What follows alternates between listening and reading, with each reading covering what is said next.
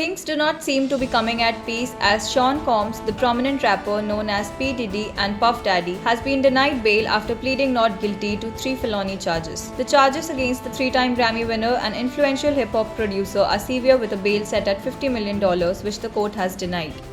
The 3 charges include racketeering conspiracy, trafficking by force or fraud, and interstate transportation to engage in prostitution.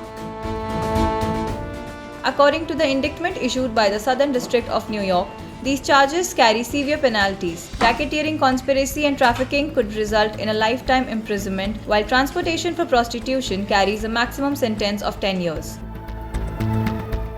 The legal document alleges that the rapper abused, threatened, and coerced women for decades to fulfill his personal desires and protected his reputation. He had also organized drug-fueled performances known as freak-offs, which were described as elaborate events where he exerted control over victims.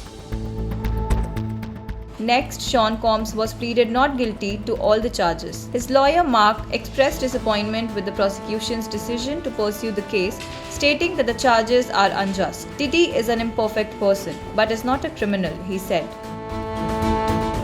Now, since Diddy's arrest, 2 more women have filed lawsuits against him, Thalia Graves and Jane Stowe, alleging that they were and drugged by Combs and his head of security at his studio, with the assault recorded on video.